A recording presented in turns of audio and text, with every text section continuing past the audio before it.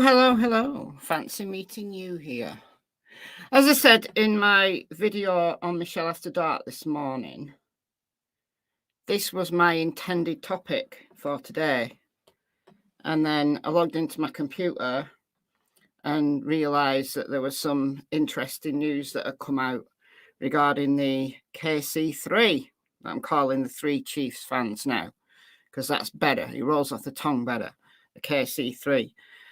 So I decided to do that instead. And I've put this on this channel to spread out my StreamYard hours, because I have two accounts, because I'm too mean to buy StreamYard. So I have two free accounts. So I'm spreading out my hours. But I realised that there's no memberships on this channel. So you can't use those cute emojis, the wheat and the gull.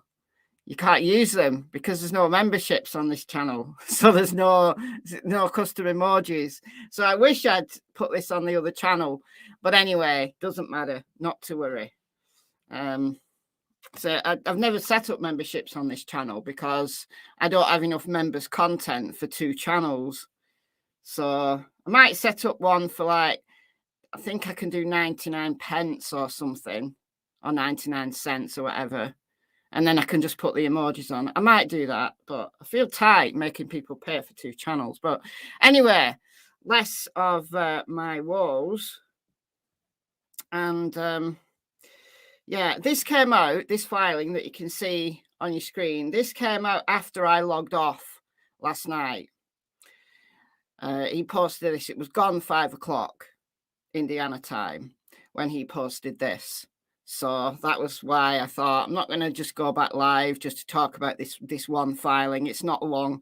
I was going to do it this morning. But anyway, we're here now. Welcome, everybody. And I know that some creators have already gone through this. I saw Criminality talking about it. I caught up on Criminality's live stream. She went through all the documents. So that's the only channel I've actually watched on Delphi over the last few hours, at least.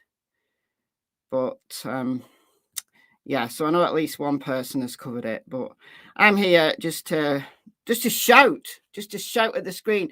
I'm kind of glad actually that this hadn't come out on my last live, because I was so exasperated with Nick McClelland. I probably would have blown a gasket or something if I'd started reading this. So it's just annoying. He's annoying. This guy is annoying. And the title of this live stream, Disregarding the Supreme Court, is not clickbait. It's not hyperbole. He is absolutely disregarding what the justices at the Supreme Court of Indiana said. He absolutely is disregarding what they said.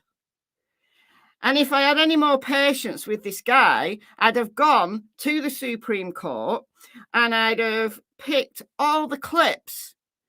But I didn't do that. I'm not even giving him that much of my time. If you're watching this live stream, I'm guessing that you watched the Supreme Court and you remember what the justices said on the 18th of January. Well, it seems that you might remember, I might remember, but Nick McClelland, who was sitting there in the front row, seemingly doesn't remember, or he's just ignoring what they said. So this is just a battle of court filings at the moment. Right? The battle lines are drawing.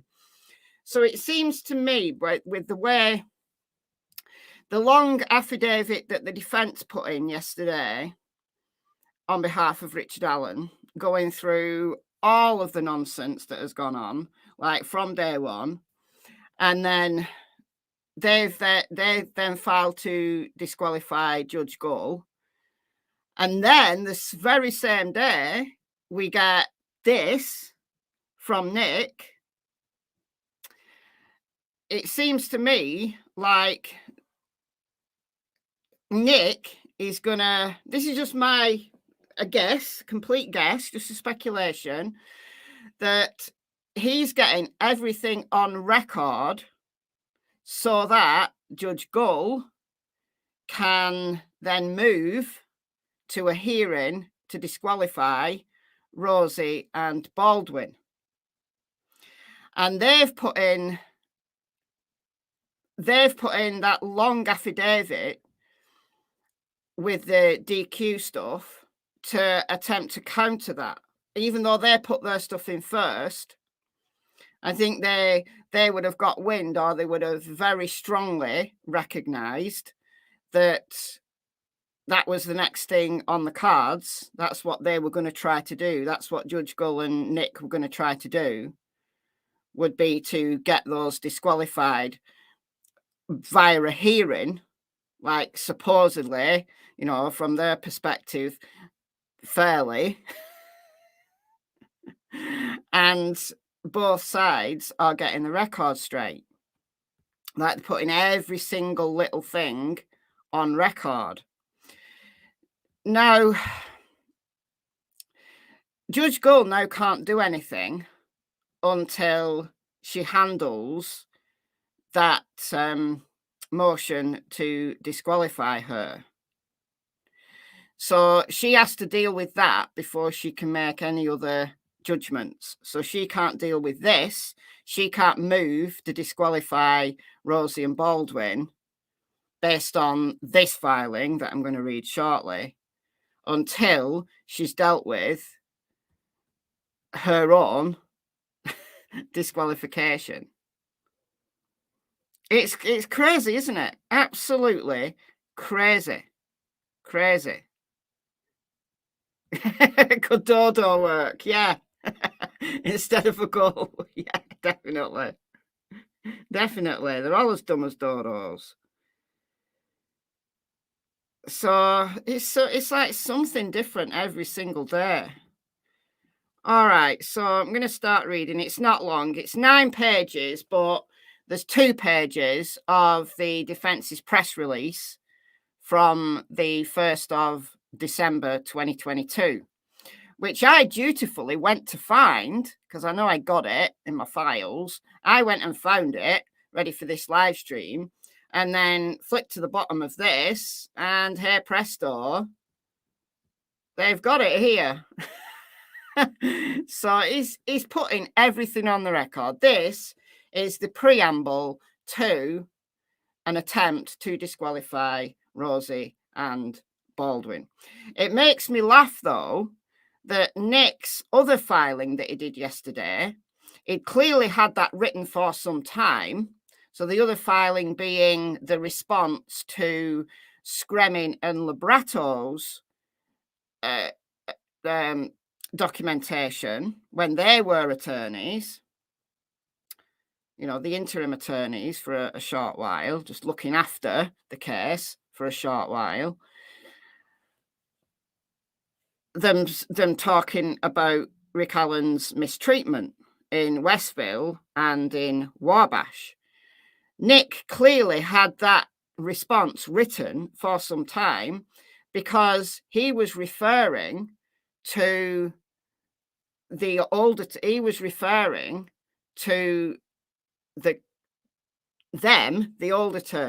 as the current attorneys, or he just assumed, or he just got it in his head that it was Rosie and Baldwin that had written that, even though it was signed by Robert Scremin. I don't know, because he was going on that it was exaggerating and misleading and blah blah blah, and dramatic. He used the words dramatic, and this is what he's used to with the defense. Yeah, but you were now talking about Judge Gull's friends. Oh, absolutely crazy. Yeah, let's go further and further down the hole. Yes, Sarah Boone. She could handle this case better. Yeah, she could.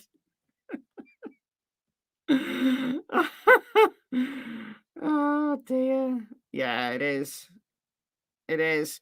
I mean, look, they all play these games. If you follow court filings, You know, because most people don't take notice of what goes on. Like if you're following a case and, you know, an arrest's made, and then at some point in the future, there might be a trial, and people don't really take much notice of all the bits in between. You know, the from the arrest to the trial, there's a whole bunch, many thousands of words exchanged in court filings between both parties, not just in cases in the US, but cases in my country, cases in your country, if you're neither in the US or in the UK. This is what happens. This is what's done. And I find this part of it, like the pre-trial stuff, I find that the most interesting part, because you find out loads that doesn't make it to trial, because each side is seeking to get stuff in, and then the other side's seeking to keep it out, depending on, you know, whether that information works for their case or not, or works for the theory that they're going to put forward at trial. So you get to hear of pieces of information in the pre-trial stages via these pre-trial motions that you would never hear at the trial. So I find it interesting. Like, I always watch hearings and stuff for cases that I'm following, because you learn stuff. You learn a lot. You learn a lot. Anyhow, right, I'm going to start reading. So I'm glad I have chronic low blood pressure, because if I didn't, I'd probably have to go on like high blood pressure medication or something, reading nonsense from this guy. I just can't with him. I can't with him. All right. So this is about Rosie and Baldwin's contemptuous conduct. Oh dear. So Nick McClelland brings to the court's attention, as if she didn't know, brings to the court's attention. Of course, this is written for the record. This is putting everything down on record so that at some point in the near future, Gull can move to disqualify Rosie and Baldwin, except she's been thwarted, for the moment at least, because of Rosie and Baldwin's motion to disqualify her. So that has to be dealt with before this can ever see the light of day in any future hearing. So he's bringing it to the court's attention as an officer of the court, not because he's shit scared of going to trial and facing Rosie and Baldwin. No, not that. You know, look over there, not look over here. You know, he's just doing the decent thing as an officer of the court, like he did when he did all that work at taxpayers' expense. I bet he didn't do it in his own time. You know, calling Wabash, getting the security video, getting a guard to take a photograph of the cell in the kitchen from both sides of the door, and then contacting Adams County and contacting Allen County. You know, Slick Nick had a nice little, I don't know, maybe an afternoon ringing around, getting information at taxpayers' expense, when he should be preparing for this trial. Anyhow, that's how he prefers to spend his time. And he did all that even though he had no opinion of where Richard Allen, you know, is housed. Doesn't matter to him personally, but as an officer of the court, you know, he felt it was his obligation to bring this to Judge Gull's attention. Well, this is the same deal. You know, as an officer of the court, he feels it only right that he brings these things to Judge Gull's attention.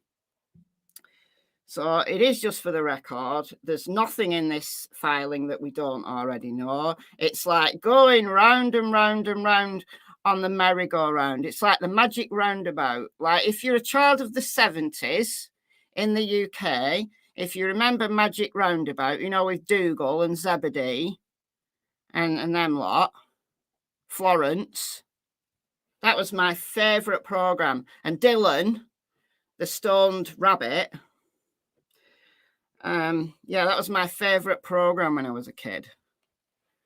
But it's the magic roundabout. It's a magic roundabout. And we all need the drugs that Dylan the Rabbit was on to deal with this.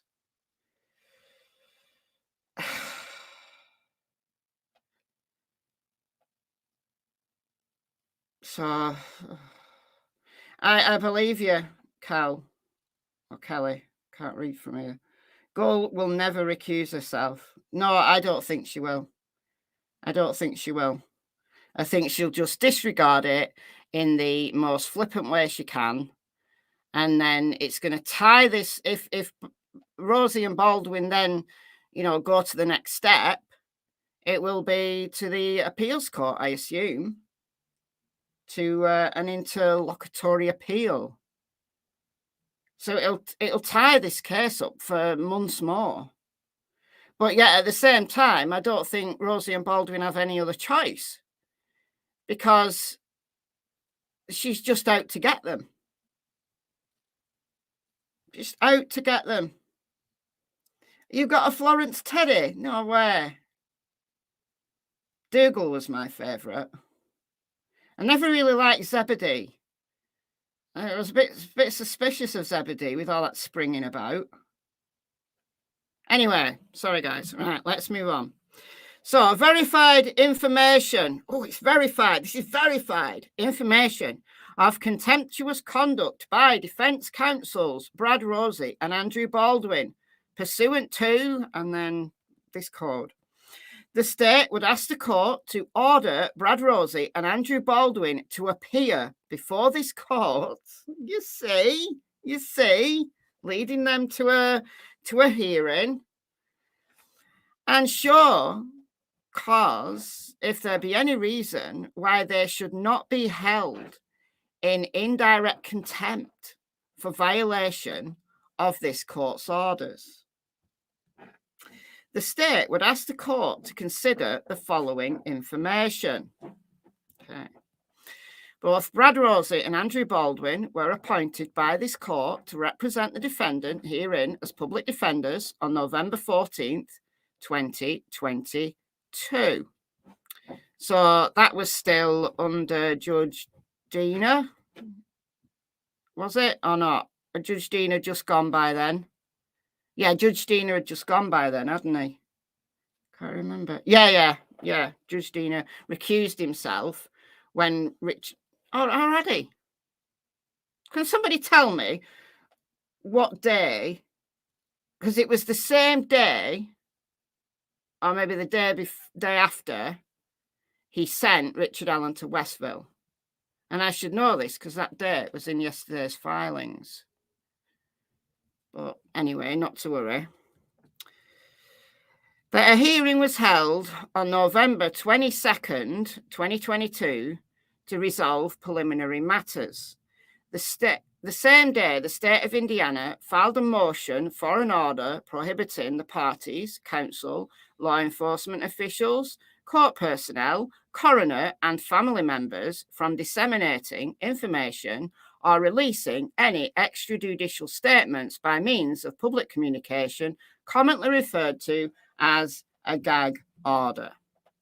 So on November 22nd, Judge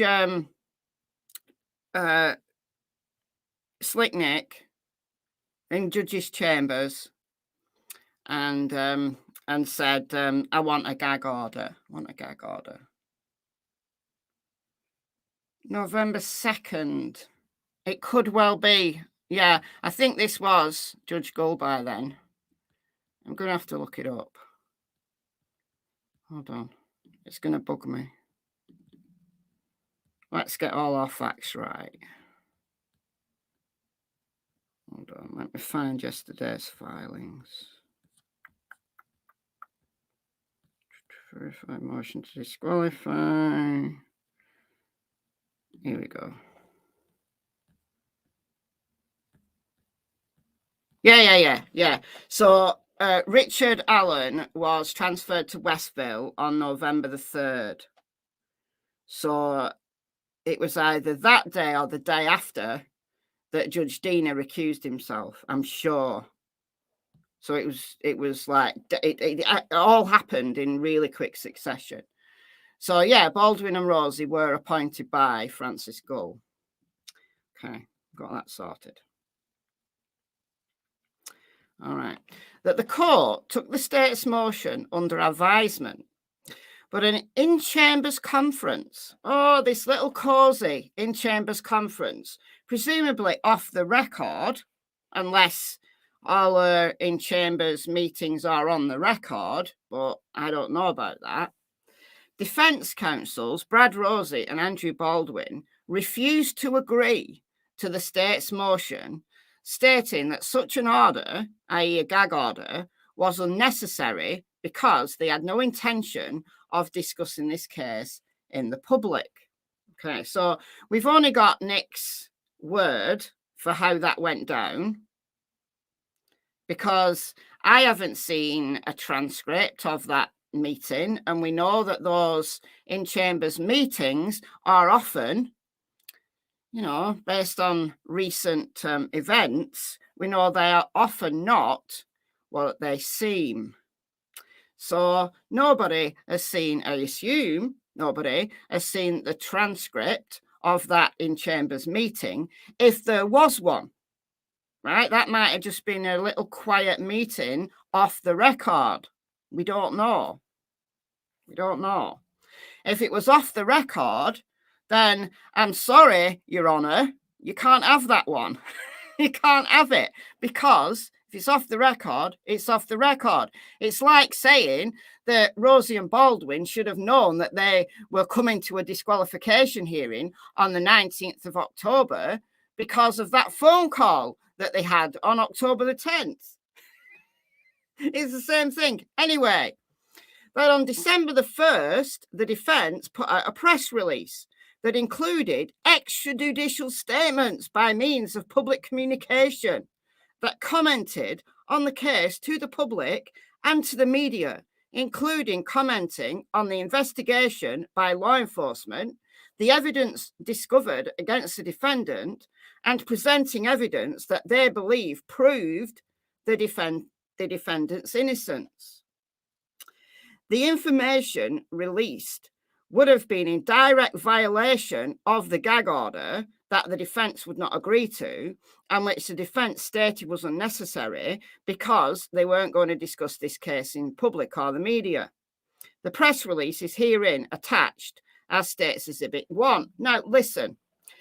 The Supreme Court justices, it was Loretta, the Chief Justice. I remember her saying, and do you remember?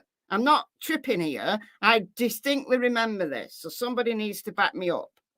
Right? I distinctly remember Loretta Rush saying that this was before the gag order. This was before the gag order.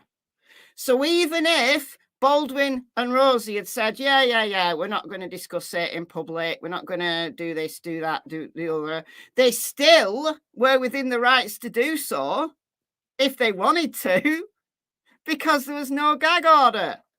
So he's saying that because in an in-chambers meeting that none of us was privy to, that surely it wasn't on the record. I don't know.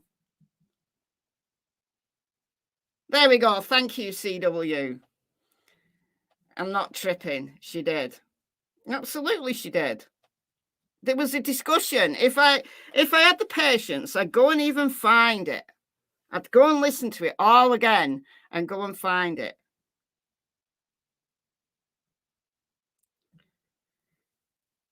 So he's completely disregarding. He's disregarding. He was sat there in the front row. He was there. What was he doing? Did he have like AirPods in and he was listening to, I don't know, some nice calming whale music or something? Was he just there in body but not in spirit? What was going on in his head? What's going on in his head now? Because he can't use this argument. Why is he bringing this up? Because The Chief Justice of the Supreme Court of Indiana took upon herself to make the very point that there was no gag order when that press release came out. And Andrew Baldwin spoke to the press. I remember playing it in a previous live stream, and it was a very short, like, commentary to the press. And he said nothing out of the ordinary. It was very early on in the case. It was before they'd even seen the PCA. There was nothing, he said to the press personally. It's just this press release that Slicknick has got a problem with. So let's turn to this press release, because this press release contained multiple comments of the kind presumed to have a substantial likelihood of materially prejudicing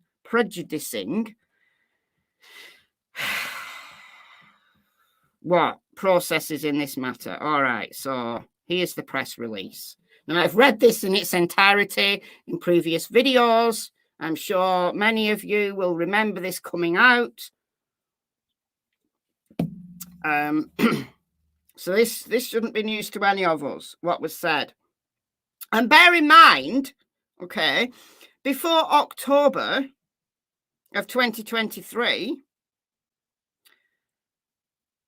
none of them, neither Judge Gull nor Slicknick McClelland, had a problem with this. Because if this was a big problem, why wasn't this brought up in December of 2022? Why wait 10 months to bring this up as a massive problem that could interfere with justice? It's so bad, it could interfere with the whole process of the trial. Why? Why didn't they bring it up? No. Little Slicky Nicky has been writing things down in his notebook, or maybe the notes on his phone, you know, all the things that Rosie and Baldwin have been doing. Jesus. All right, we're going to read this. So this is a press release. It was released to the media on the 1st of December 2022. As Richard Ricallen's attorneys, we have received multiple requests from local and national media for interviews and comment since the unsealing of the probable cause affidavit. So remember, the probable cause affidavit at first was sealed and then it was unsealed. Don't remember the day it was unsealed, but it was obviously just before this. So once the probable cause was unsealed, then the media was swamping the defense, you know, ringing up their offices and stuff for comment. So they're writing this press release as a comment, as a response to those media requests after the probable cause affidavit was released. So you've got to put this into context, right? Put this all into context. If you're unsure, right, go and read the probable cause affidavit. I've read it loads of times. I'm not going to bring that up again. I'll probably bring it up in future videos, but I've gone through it in detail. And yeah, there's evidence in there against Ricallen. It's not especially strong evidence, but, you know, we know now that things were left out. We know now that there were other things said by the witnesses and stuff. We know now that there's no chain of custody for that unspent round that was found. So we know things now that we didn't know when the probable cause affidavit was released. However, this press release isn't just because Baldwin and Rosie just felt like it, just felt like drumming up a little bit of drama in the media. No, it was a direct response to the probable cause affidavit being unsealed. Why shouldn't their defense respond to that? Why shouldn't they respond? Look at what's going on at the moment in the Gilgo Beach case. If anybody's following Rex Heuermann's case in New York, right? His defense attorney did an entire press conference before the district attorney did his. I'm only going back a couple of weeks. I did a video about it. and nobody's been disqualified in that case, because it's perfectly normal for the defense attorneys to speak to the media.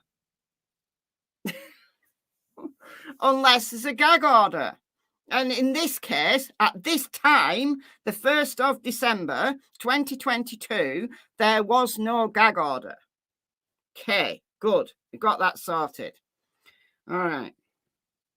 It would be virtually impossible to comply with these requests and continue to focus on the merits of Rick's defense. Therefore, we offer up these thoughts.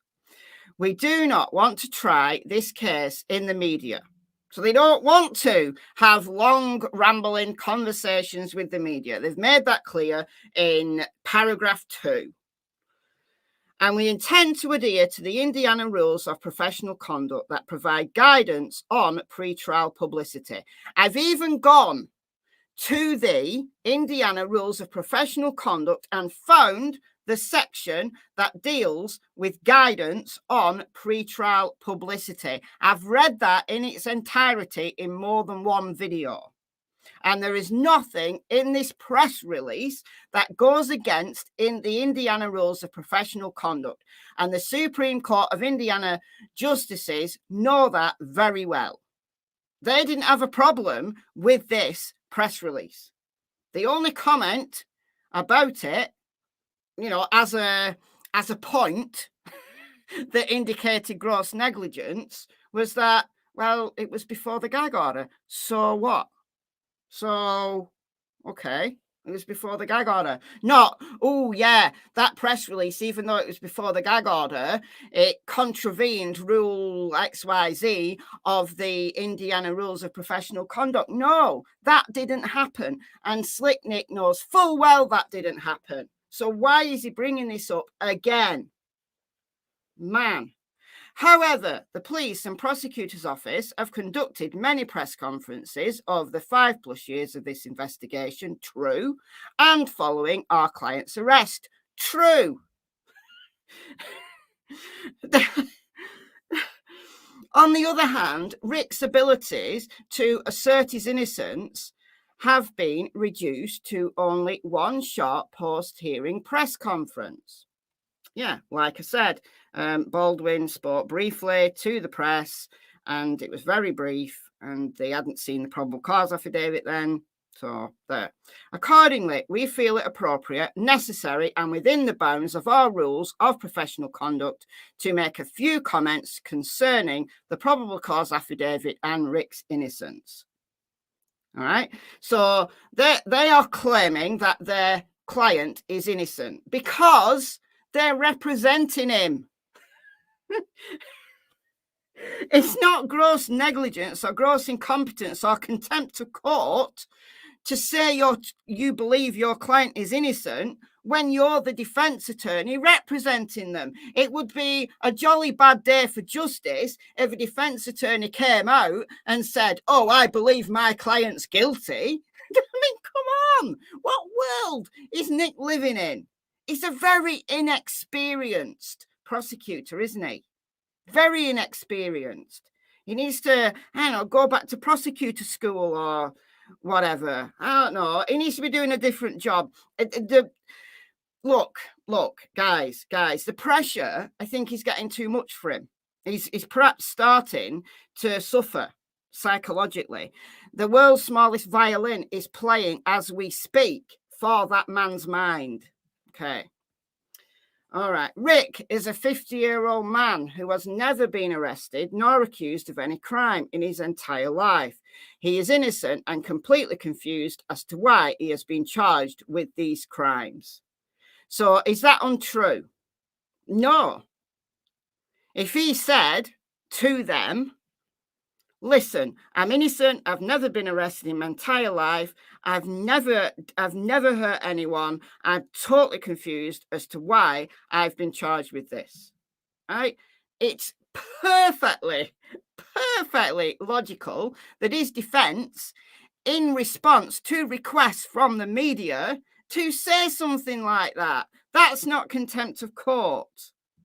The police did not contact Rick after Libby German and Abby Williams went missing. Rather, Rick contacted the police and voluntarily discussed being on the trail that day, as was stated in the PCA. That was stated in the PCA. So, what's extrajudicial? What's wrong with this so far? All right. Like many people in Delphi, Rick wanted to help any way he could. Rick contacted the police to let them know he had walked on the trail that day, as he often did. Without Rick coming forward, the police probably would not have had any way of knowing he was on that trail that day. And sadly, that is probably true. Sadly, that is true. Exactly, Bug Love, GG. It's their job. It's their job to say things like this. You know, they're not spreading untruths here. They're just doing their job. And it's true that they'd have had no way of knowing that Rick Allen was even on the trails that day had he not come forward in those early days to Dan Dullard, who didn't even record. It was the conversation that Dan Dullard had with Rick Allen was so inconsequential that the comment that Dan Dullard made on his little piece of paper that he was writing notes on was that who are the 3 juveniles that Rick mentioned seeing? Not follow up with this guy, he's dodgy, he's a potential suspect, you know, and drew 2 little red flags on either side of the paper. No. It was such an inconsequential conversation that Dan Dullard didn't put that in his notes and, golly gosh, didn't even record the conversation. But he'll keep looking because he's sure that he recorded all of his conversations. But no, can't find that one, can he? No. We'll probably never know whether that conversation was recorded or not. Maybe it was, and maybe it's just been lost accidentally down the side of the sofa because maybe it doesn't perhaps put Rick on the trails at the time he needed to be on the trails to commit these murders. Just a thought, just a suggestion. Okay. All right. And listen, I don't think that Rick Allen's innocent. I mean, I don't know if he's guilty, but I'm not standing up for Rick Allen here. I genuinely do not know. I genuinely do not know if he's innocent or not. You know, in many cases that I cover, you just get a feel. You read the PCA, you see some of the pre-trial hearings, and you think, you did it. Why are you even taking this to trial? You did it. Like Rex Heuermann, the amount of evidence they've got against Rex Heuermann is a lot. They've got a lot of DNA on multiple victims from not just him, but people in his house. So those victims were in his house or in close contact with him to transfer hairs from him to them. Right. And that to me is very, very strong evidence. Brian Koberger. I know a lot of you guys who follow my channel believe Brian Koberger has been set up or whatever. Personally, I think the PCA is strong enough to say, I think he's the guy. I do. I think he's the guy. But this, I genuinely don't know. When the PCA first came out, and the magic bullet came out, I thought, yeah, could well be him. That could be the thing that nails him. Could well be him. Go watch my videos from like when the PCA came out. I said, yeah, they can get individual marks from unspent rounds like they can from spent bullets. However, the science isn't settled. The science is contradictory. The science is conflicting. It's my understanding that the science is even more conflicting when you're talking about individual marks from unspent rounds rather than those that have fully cycled through and been fired from a gun. But I'm not an expert in ballistics. I'm not. But, you know, he could well be the guy and that could nail him. However, there is so much more information that we know now that I didn't know then until the memorandum came out. And the memorandum really opened my eyes. It opened my eyes to a lot of information that is there in the discovery that we had no idea about. Do I think the defense lied? No, I don't. I think there was maybe some little bit of exaggeration in it and maybe some interpretation in it. But no, I think that information is solid. And I think they wouldn't have gone through all of this nonsense and gone all the way to the Supreme Court and allowed that case to be heard at the Supreme Court had they not truly believed in their client's innocence. And that, to me, is very convincing. And listen, we heard yesterday from the court filings that Rosie and Baldwin hadn't even been paid. Hadn't even been paid from May. Rosie's still waiting payment. Baldwin's had some of his payment. Rosie's still waiting. They've not even been paid for the thousands of hours of work that they've done on this case. Seriously. Because Gull won't sign off the paperwork, either because she wants them gone, and this is her way, you know, they're thinking, oh, well, this is just too much work. You know, it's an easy route out. Or she's incompetent. She's just not keeping up with paperwork. I don't know. I don't know what's true and what isn't, but they haven't been paid.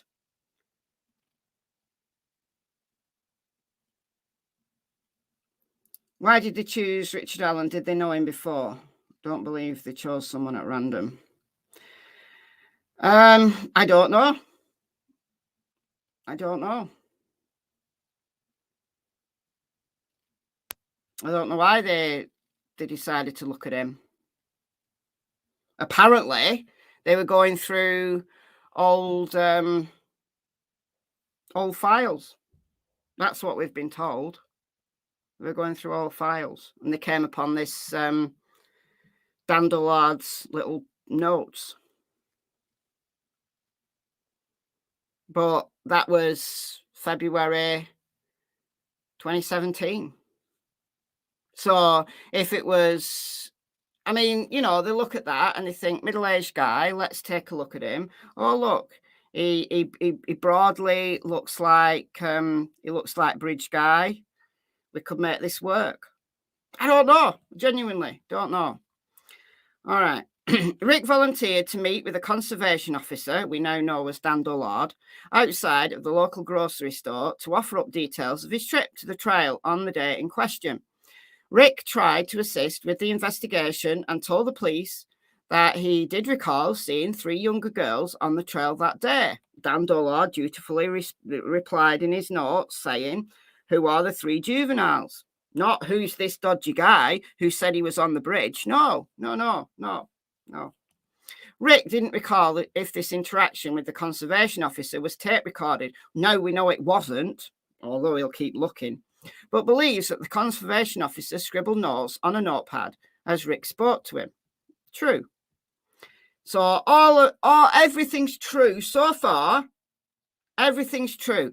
Everything is either what a defense attorney would say, we believe our client's innocent, and he's confused as to why he's in jail, why they've arrested him. Right? That's normal for a defense attorney to say, and everything else was in the PCA. All right, so far. And we've not got much more to go. We've only got another 3/4 of a page to go. Oh no, we've got another 2 pages to go. All right. After Rick shared this information with law enforcement officials, he went back to his job at the local CVS and didn't hear from the police for more than 5 years. And he worked there day in, day out at the CVS, very busy, right? If the equivalent store, we don't have CVS in the UK, but the equivalent type of store, they're busy. You know, people in and out doing stuff, you know, Probably, I would say maybe 3/4 of Delphi. It's only a very small town. It's what, 3,000 inhabitants? Probably 3/4 of them have been through CVS at some point over the last 5 years and seen Rick Allen in the store, even if they didn't know his name. It was probably just a familiar face. Not one of them looked at him sideways and thought, he looks like that guy who murdered Libby and Abby.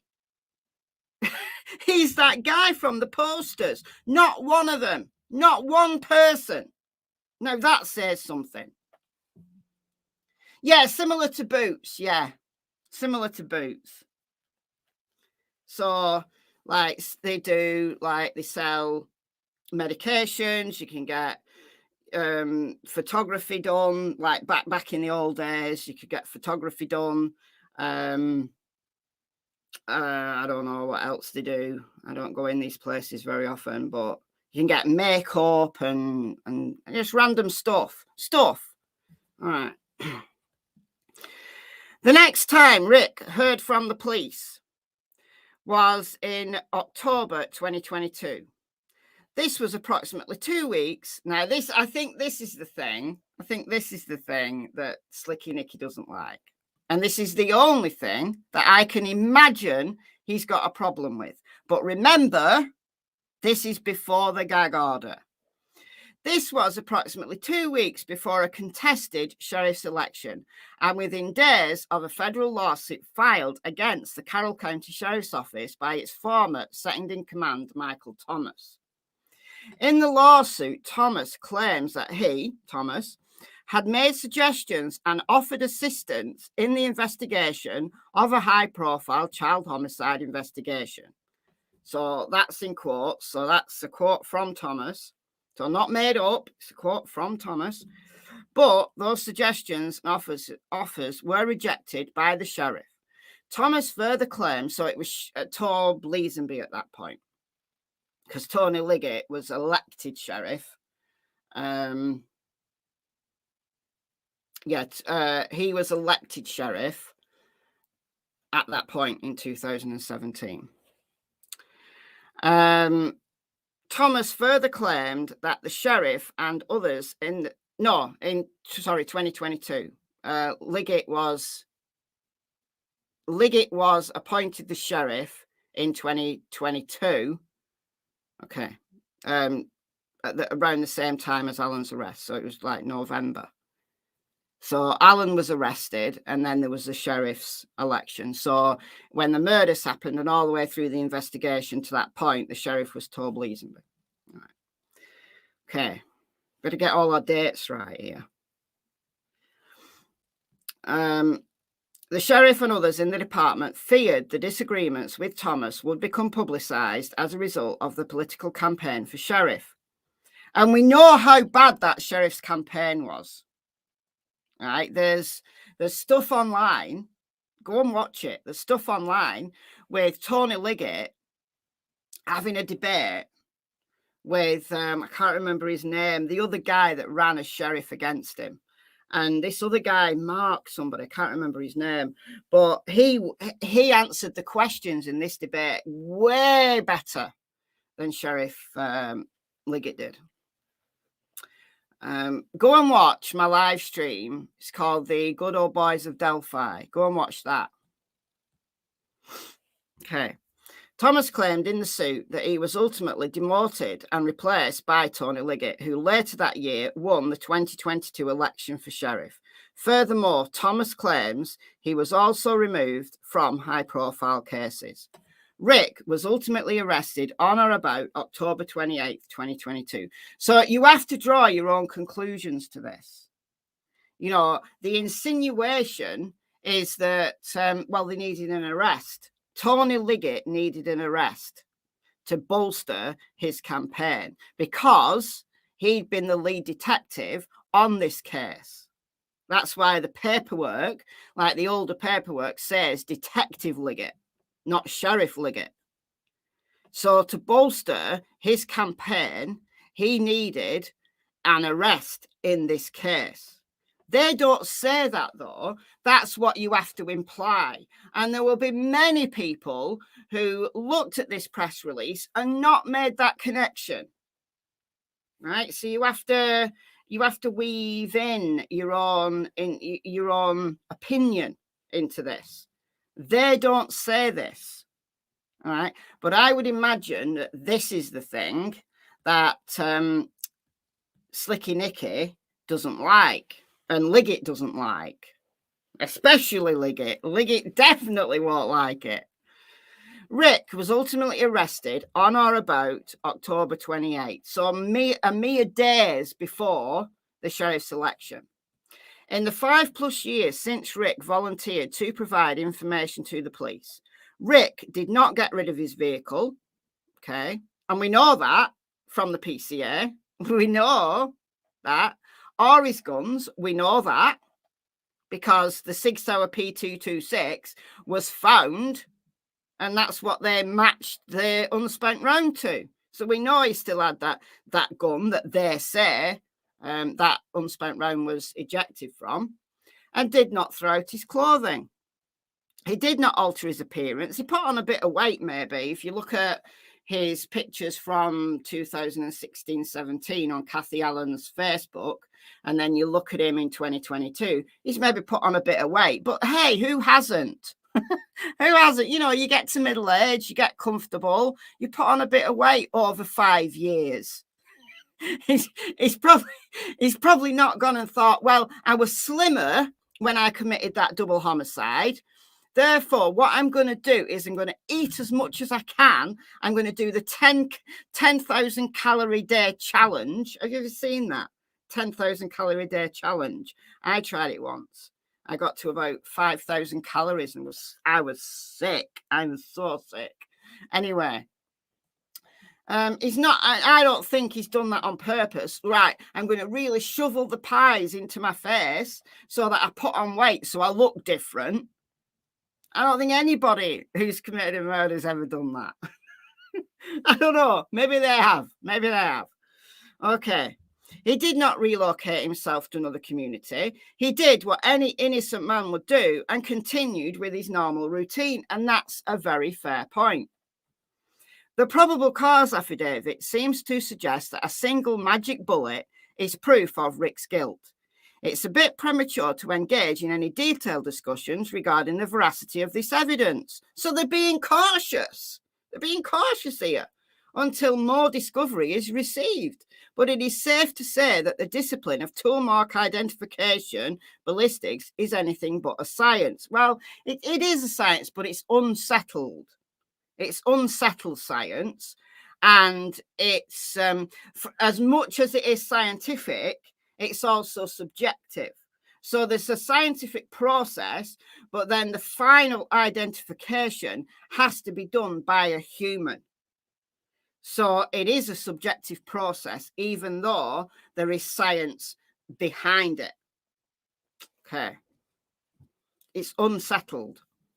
The entire discipline has been under attack in courtrooms across this country, has been unreliable and lacking in any scientific validity. I believe that the science behind identification of an unspent round to a particular weapon is very, very unsettled. So we anticipate a vigorous legal and factual challenge to any claims by this prosecution as to the reliability of its conclusions concerning the magic bullet. So listen, in the trial, like the prosecution will bring their experts, the defense will bring their experts, and it's who's most convincing to the jury. That's how it works. But that on its own with no other evidence, I don't think is very convincing. That one piece of information, to me, isn't very convincing when you don't have anything to back it up. That you have witnesses who have all conflicted, all the stories are different. Part of what the witnesses said didn't find its way in the probable cause affidavit because it doesn't fit Rick Allen at all or his vehicle. So there's a lot of problems. There's a lot of problems with that PCA. But they didn't know that then. Rosie and Baldwin didn't know that then because they hadn't received any discovery because it was very early on in the case. They'd been attorneys for only like 2 weeks, 3 weeks maybe, when they put this press release out. They'd not seen any discovery. So all they had was the probable cause affidavit to go off. But they know it now, and that's why they put all that information in the memorandum. On Rick's behalf, we argued to have the PCA unsealed. Rick has nothing to hide. And why did they seal the PCA in the first place? I can't understand why the PCA was sealed in the first place. Like, they made this point of, oh, well, there might be other people involved. Oh, we've got to seal it. Well, where are these other people? Where's that investigation gone? Nowhere. But if they didn't, if the defence hadn't have campaigned to get the PCA unsealed, we might never have seen it. Rick has nothing to hide. So importantly, we are hoping that we would receive tips that would assist us in proving up his innocence. Not surprisingly, we have been inundated with tips from a variety of sources, all of which will be vetted by our team. Perfectly normal. That's what defence attorneys do. They run a parallel investigation, like post-arrest investigation. Like, they have their own investigators. Like, PIs and stuff work for them. That's perfectly normal. There'd be something wrong if they weren't doing their own investigation on, what job would they be doing? They'd be doing a very poor job if they didn't do that. Although it's the burden of the prosecutor to prove Rick's guilt beyond a reasonable doubt, the defence team looks forward to conducting its own investigation concerning Rick's innocence. We appreciate those who have reached out to us to support his cause. The prosecutor mentioned at the last hearing his belief that others may have been involved in the killing. Yes, that's exactly what Slick Nick said. Exactly what he said. Yet, there was no mention in the PCA about a second suspect. No, there wasn't. The defence is confused by such discrepancies. We all were. We were like, what? Why was this even sealed? There's no mention of anyone else. Like, everybody was thinking, oh, is Kegan Kline involved? Is Tony Kline, Richard Allen's friend? I went down that line. I remember doing a video. I remember walking through the wheat field there, and you can't put wheat emojis in the chat, but walking through the wheat field there down the side of my house thinking and saying, well, Rick Allen and Tony Kline, they're about the same age. Do they know each other? And I couldn't find anything on the internet at all linking either Tony Kline to Richard Allen or Tony Kline to any. I couldn't find any links. That's what I thought. I thought it's Tony Kline and Richard Allen. And they're linked in some way. I just can't find that link. But no mention. None. No mention.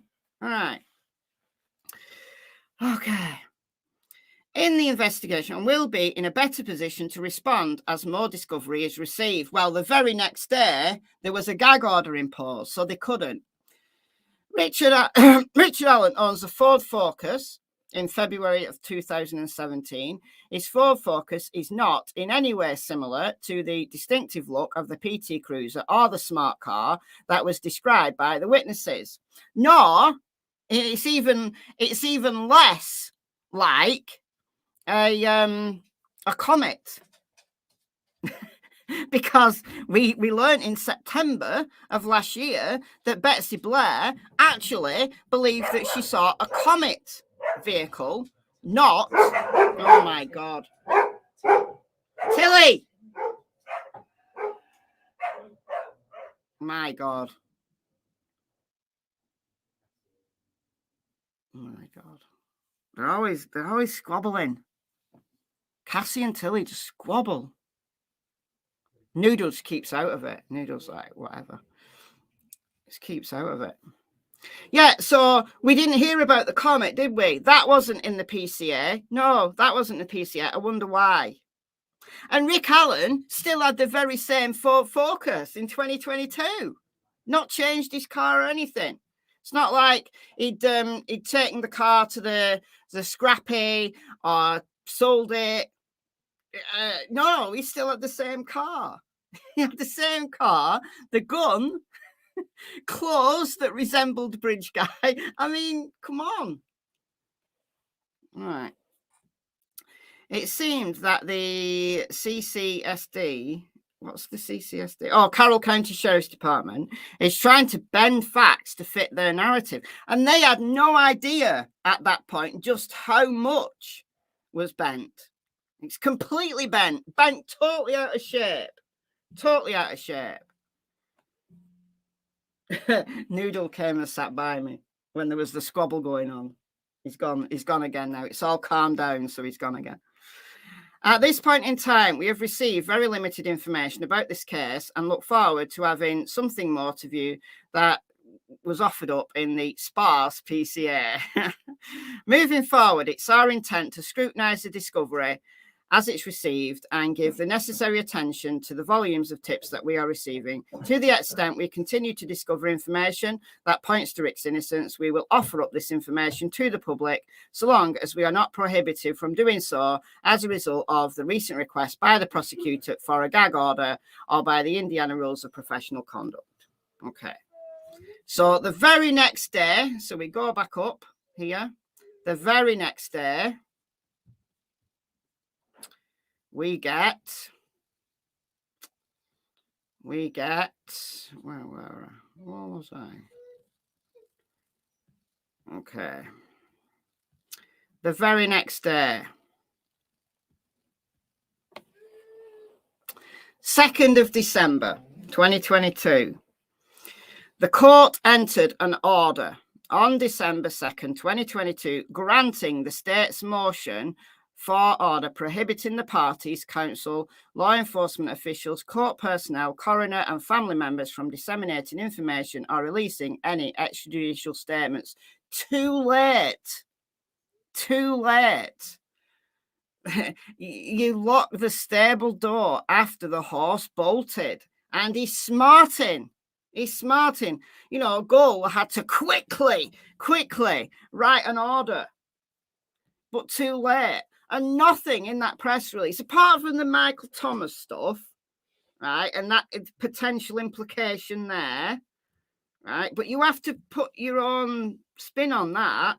You know, it wasn't stated. You have to put your own spin on it. You have to actually understand. You have to go a little bit deeper and understand that there may have been a potential, possibly, for them to need an arrest just before the sheriff's election. You have to make that leap yourself. And probably the majority of people who read that press release at the time didn't make that leap. I certainly didn't make that leap when I read that press release when it first came out in December 2022. I skimmed over that. I didn't mean anything to me at the time. It does now, because we're all looking at it differently now. We've all learned so much. But I certainly didn't make that leap then. So, as Loretta Rush, Chief Justice of the Supreme Court of Indiana, said, right in front of Nick McClelland's face, it was before the gag order, so it doesn't matter. It doesn't, you can't make that point as contempt of court. You can't make that point as gross incompetence or negligence or whatever. You can't make that point. It was before the gag order. The order directed the attorneys not to comment on this case to the public or to the media, directly or indirectly, by themselves or through any intermediary in any form, which they didn't, because that was before the gag order. The court reminded counsel at this time that they were bound by Rules of Professional Conduct, Rule 3.6, about trial publicity. Okay. I'm going to read it again. Indiana, get it right. Indiana Professional Conduct. Professional Conduct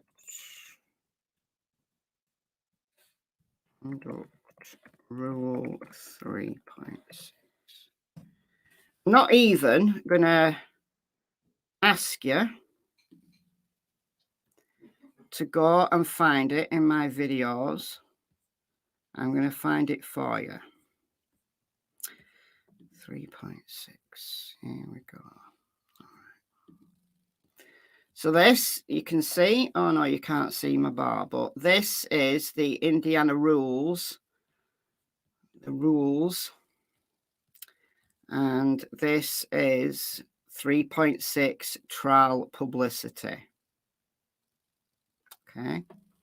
A lawyer who is participating or has participated in the investigation or litigation of a matter shall not make an extrajudicial statement that the lawyer knows or reasonably should know will be disseminated by means of public communication and will have a substantial likelihood of materially prejudicing and I can't say that word, adjunctive proceeding in the matter.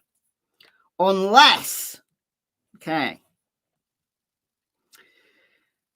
so don't stop reading there, because it seems that Nick stopped reading there.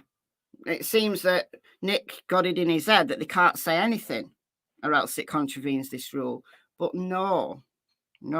Notwithstanding paragraph A, a lawyer may state, now this is obviously assuming that there's no gag order, as there wasn't on the 1st of December 2022. Okay, so these are the things that lawyers are allowed to say, right? The claim, offence or defence involved and, except when prohibited by law, the identity of persons involved. So they're allowed to talk about what's been claimed, what the offence is, what the defence is, as long as it's not been prohibited by law. So not prohibited by, for example, a gag order, which the press release wasn't at the time. Information contained in a public record. So the stuff about the sheriff and Mike Thomas, it was all public record. It was public record. So even if people were expected to make a leap and the majority didn't, that stuff was in the public domain. So they could say it. They could say it. It's in the public domain. That an investigation of a matter is in progress. So they can say, yeah, the investigation is in progress. The scheduling or result of any step in litigation, a request for assistance in obtaining evidence or information. So a defense attorney is allowed to make requests for tips, is allowed to send their own investigators out into the field and do their own investigation, get their own experts, you know. Listen, if you've been following the Idaho case, right, look, the defence was in and out of 1122 King Road with their own experts doing all their own work. Quite rightly, Brian Koberger has got a very strong defence team, and I'm glad he has. I'm glad he has, because everybody, even if I personally believe they're guilty, right, even if it's my personal belief that they are guilty, they are still innocent until proven guilty in a court of law, judged by a jury of their peers and an unbiased judge to keep the trial on track and keep the jury, following the law and all of that stuff. And they are allowed, or should have, everybody should have, whether they can afford it or not, a rigorous defence. That's what Brian Koberger has got. That's what Richard Allen has got. But look at the stark difference between the Idaho case, which has been, there's a gag order in that case, but the majority of the court filings are there for you to go and read. Like some of them are sealed, like stuff to do with search warrants and stuff. They have to be. And then they're unsealed eventually. But there's, I would say, more than 3/4 of the court filings in that case, and it's a lot, are in the public domain, are all there. All there. You can just log on. I don't even need to use my VPN. I can log on and get all the documents. All of them. And the judge has allowed Ann Taylor to be very rigorous in her defense. she's created a lot of extra work for the judge, but quite rightly so, because Brian Kohberger, regardless of whether I personally believe he's guilty or not, has got a good defense, and good for him. And Richard Allen has got a good defense. Good for him. Look at the stark difference between Brian Kohberger walking into court with his suit. He has a different suit on every time. Who's buying his suits? I bet Ann Taylor's buying his suits. Right? She probably has like some kind of, shopping account or something, and she has little Brian's face on it, and she orders suits for him. I don't know, but anyway, somebody's buying his nice suits. And Richard Allen turns up in shackles with an electronic belt, like a shock collar, round his waist, and in leg irons. It's like, what are you doing? Look at the difference. What are you doing? Anyhow, all right. Okay. A warning of danger concerning the behaviour of a person involved when there is reason to believe that there exists a likelihood of substantial harm to the public. In a criminal case, in addition to paragraphs 1 through 6, the identity, residence, occupation, family status of the accused. If the accused has not been apprehended, information necessary to aid in apprehension of that person. The fact that time and place of arrest, the identity or investigating or arresting officers. Okay, notwithstanding paragraph A, a lawyer may make statements that a reasonable lawyer will believe is required to protect a client from the substantial undue prejudicial effect of recent publicity. So this is bang on what the defence were trying to do here. So protect a client from substantial undue prejudicial effect of recent publicity, i.e. the release of the PCA, not initiated by the lawyer or lawyer's client. Okay. Statement referred to in paragraph A will be rebutted, blah, blah, blah. Okay, so look, they've not done any of these things. They've not done any of these things in that press release. Man, okay. All right. So now we move on. We move on now from the gag order that only came into effect after. You can hear me at the top of Rivi. I bet you can. I'll move my mic away. Yeah. Come hear me at the top of Rivi. When I used to lecture, I never needed a microphone. Like, other lecturers used to complain, if a microphone in a particular lecture theatre wasn't working or something. And I never needed one. I never needed. Oh, dear. All right. So we're moving on now from the press release. Sometime in December of 2022, Defence Counsel Andrew Baldwin violated the court's gag order by sending an email to Brandon Woodhouse containing an outline of discovery, including the names of juvenile witnesses. Really? Right. It was an index. What he inadvertently sent, and yes, it was a mistake. He holds his hand up. It was a mistake. He meant to send it to Brad Rosie, but his emails auto-corrected to Brandon Woodhouse. It's a mistake. Yes, it shouldn't have happened, but it happened. And if he had I'm getting ahead of myself. All right. So it was an index. It was an index on what was on a particular USB drive. It wasn't an outline of discovery. It was an index. But yeah, there was names of witnesses on there. Yeah. Brandon Woodhouse is not an attorney on this case and is not involved in this case in any capacity. Further, defence counsels Brad Rose and Andrew Baldwin failed to notify the court or the state of the dissemination of information, in this case, to an unauthorized recipient and intentionally withheld that information from the court and the state by asking Brandon Woodhouse to delete the email. Well, of course they're going to tell him to delete the email. You know, you'd reply instantly back saying, you know, or as soon as you found out, you'd be like, shit, oh my fucking God. I've done it myself. So you email and say, please disregard, please delete that last email. It wasn't for you. If he hadn't have responded saying, please delete that email, that would have been worse. That would have been worse.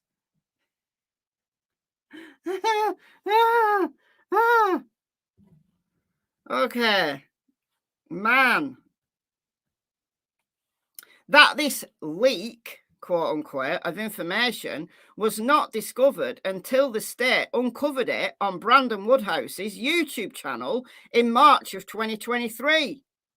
Well, Slicky Nicky having some kind of late night YouTube time and just happened to come upon Brandon Woodhouse's YouTube channel in March.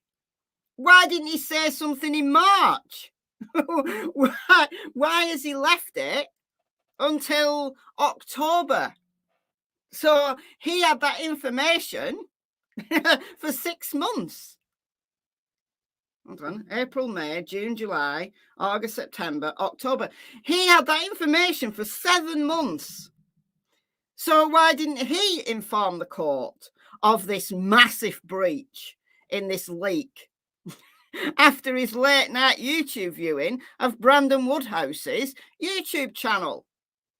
Unfortunately, Brandon Woodhouse has taken his videos down. So unless anybody has screen recorded Brandon Woodhouse's YouTube videos from March of 2023, if anybody has got copies of Brandon Woodhouse's YouTube channel or videos made in March of 2023, please let me know, because I'd like to see them. To see what he actually was saying. We don't know because he's deleted his emails, and he's not a big like YouTube channel. He's not got like hundreds of thousands of views on his videos or anything like that. So how did Slicky Nicky find him? How did Slicky Nicky find Brandon Woodhouse in March 2023?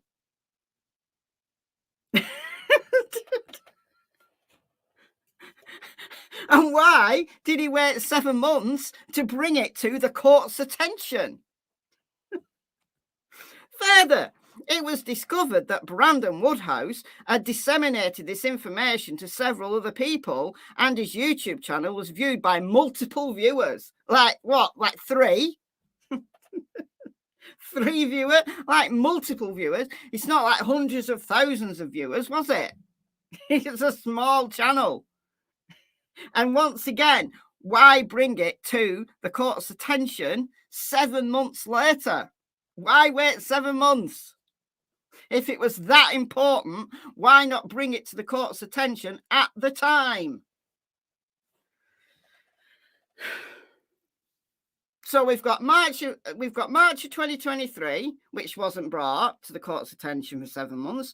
We've got the press release, which happened, which you only started complaining about in October, that happened the year before. Ridiculous. And what Brandon Woodhouse did with that information, well, Brandon Woodhouse was told to delete the email. He was told to delete the email. So if he didn't delete the email and instead went on his YouTube channel and got multiple views, well, that's his fault. That's his fault. This dissemination of material from the case is a violation of the gag order that directly relates back to the defense counsel. True. That's true, but it was a mistake. Your Slick Nick finds Michelle's channel. Yeah. Nick, why are you so slick? I'd love to be as slick as you, Nick. Let's start making videos like to Nick. Dear Nick. Dear Nick, I'd just like to inform you of this. Dear me. It is down to Brandon Woodhouse. It is. He was told to delete the email because it was a mistake. All right. February 13th, 2023. Okay, so nearly a year ago, the state filed a motion requesting a protective order governing discovery in an effort to prevent the defence from disseminating evidence in this case to people outside of this case and or to the public. Okay, so you only found Brandon Woodhouse's YouTube channel in the March of 2023, but a month previous, you filed a motion requesting a protective order because you knew that the defence was up to no good. Okay, got you. February 17th, 2023, the court granted the state's motion and put in place a protective order setting forth very restrictive rules to prevent dissemination of the discovery, in this case, to the public or anyone not involved in this case. Okay, cool. All right. So that was after the accidental sending of the email to Brandon Woodhouse, but before Slicky Nicky discovered Brandon Woodhouse's YouTube channel, just so that we keep all our dates in order here. All right, now we fast forward to October 2023. So this we know all too well. This is a very recent history. It's like shared trauma.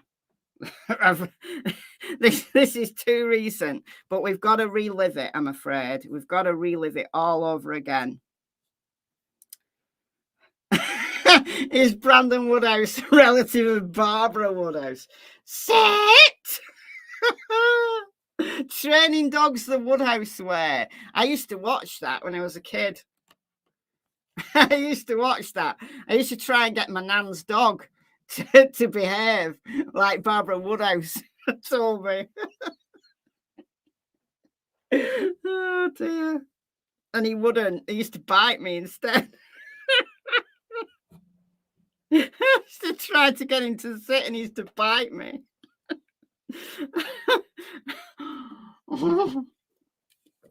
Oh dear. He was a corgi healer, Jack Russell mix. So he was very nippy. He was nippy. He used to chase bikes and all sorts. He was a great dog. All right, so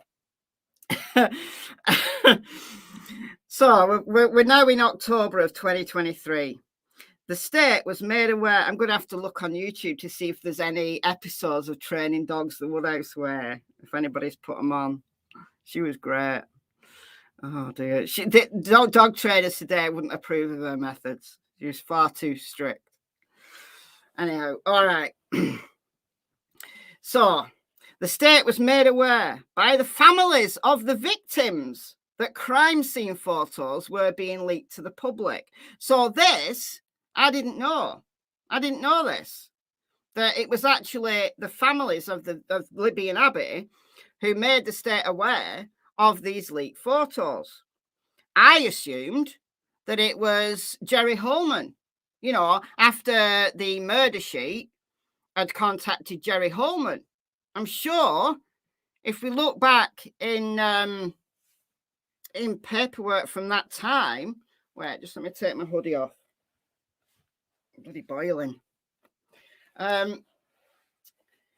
I'm sure it went something like the murder sheet was sent these crime scene photos and they contacted Jerry Holman and then Jerry Holman contacted the state. Walkies.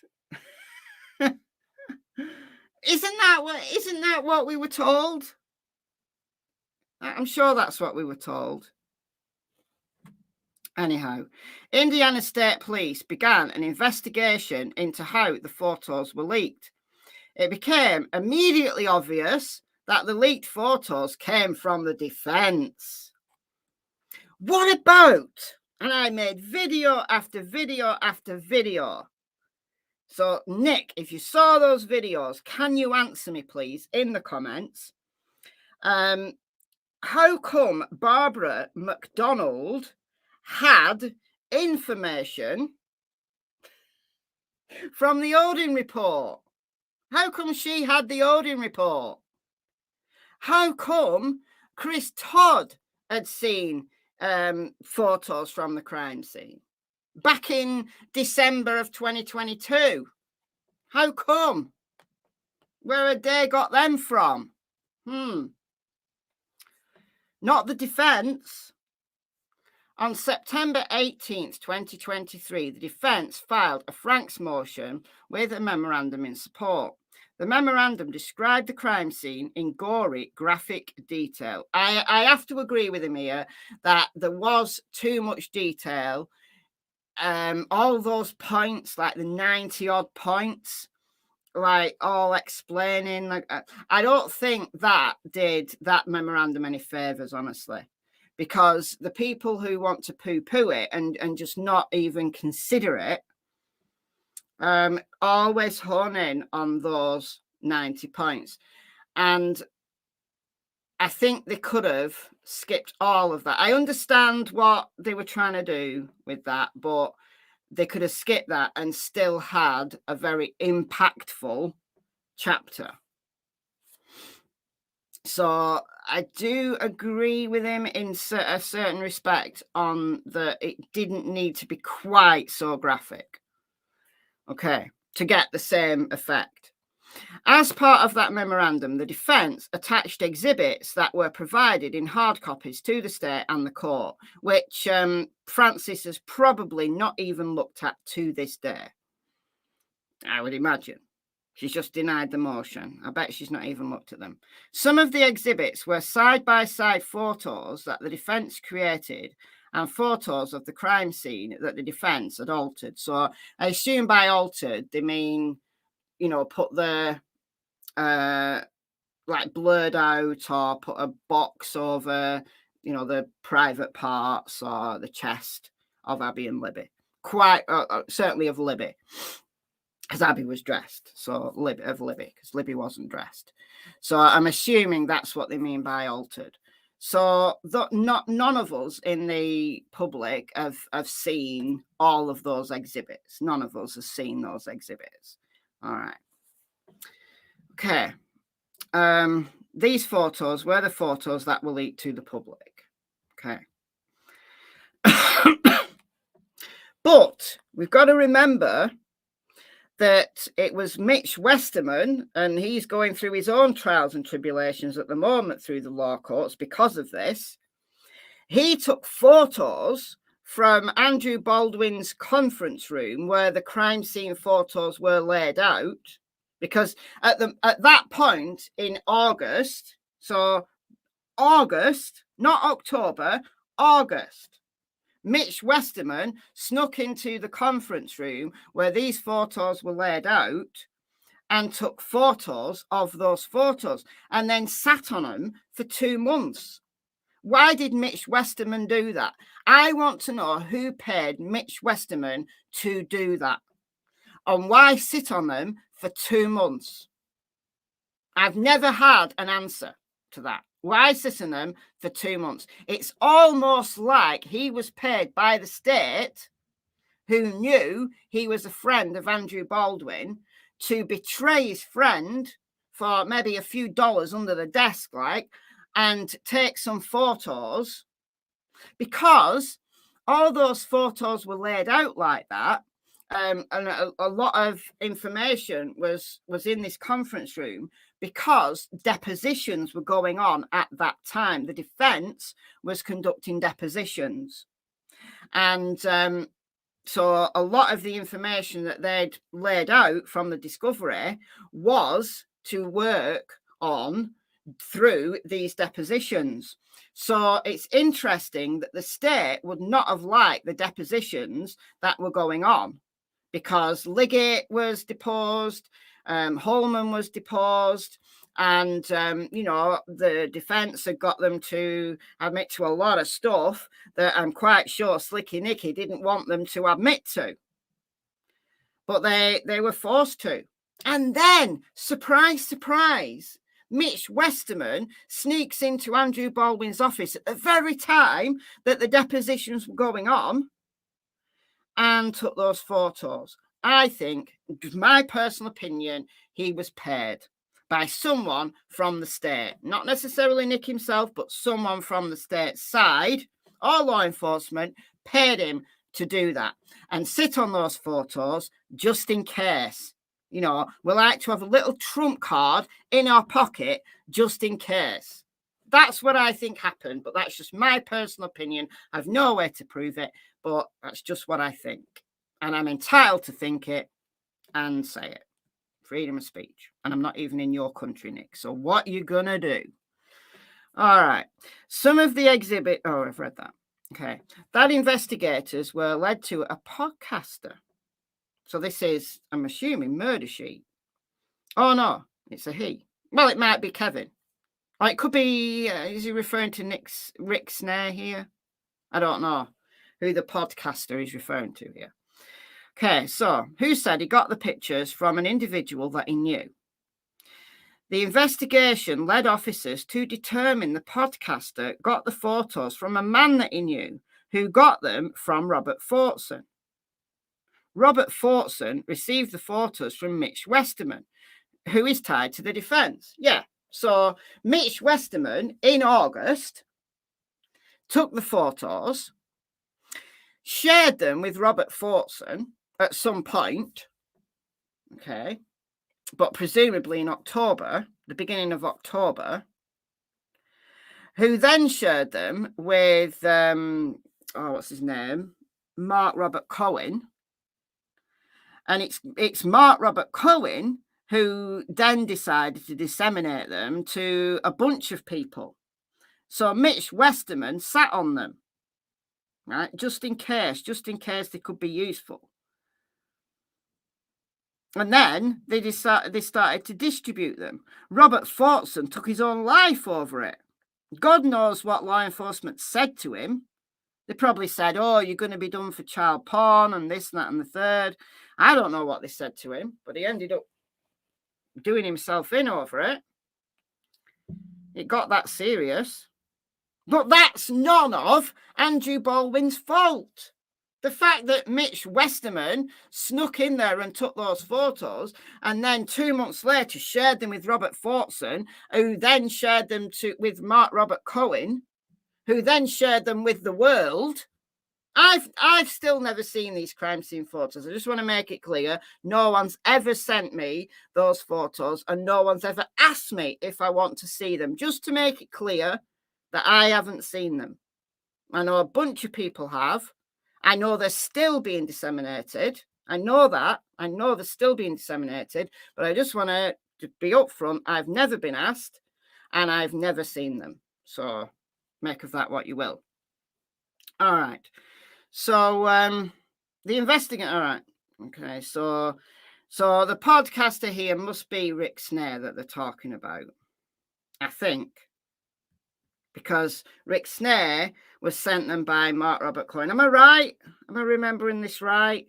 But the murder sheet were involved. So why's the murder sheet not got mentioned? Kevin and Anya, they're going to be spitting. They're going to be spitting that they've not got a mention in their pal Nick's little motion here. They're going to be spitting. They're spitting feathers. They're going to be spitting seagull feathers. They're pretty big seagulls, aren't they? They're spitting all the feathers all over the place. All right. That on October the 10th, Defence Counsel Andrew Baldwin stated on a conference call with all parties that a trusted confidant by the name of Mitch Westerman stopped by his office to visit. When? Are you going to say when? August. It was August, Nick, if you're listening. At the very same time the depositions were going on. Isn't that right, Nick? So isn't it interesting that he snuck in at that time? Isn't that interesting, Nick? And then sat on them for 2 months. I think that's interesting. Don't you agree, Nick? Yes. Okay, thank you. All right. Snuck into his conference room where all the discovery in this case was being held unsecured and took the photos and crime scene pictures. So it wasn't unsecured. It was in Andrew Baldwin's offices, in his firm. Right? The entire public, the public can't come through a law office. He was trusted to be in that office while Andrew Baldwin was on the phone because he'd worked with Andrew Baldwin in his firm for 7 years. And then when he finished working and got another job in ethics, apparently, according to the murder sheet, who interviewed Mitch Westerman, I find it interesting that Mitch Westerman is all over this thing, who just happened months before to be interviewed by the murder sheet. I find that interesting as well. I find it interesting. Why Mitch Westerman? Why interview Mitch Westerman? Who's he? Doesn't even work for Andrew Baldwin anymore. Hadn't worked for him since 2020, but had remained friends with Andrew. Bet they're not friends anymore. But Andrew's spitting his own feathers over that. But seriously.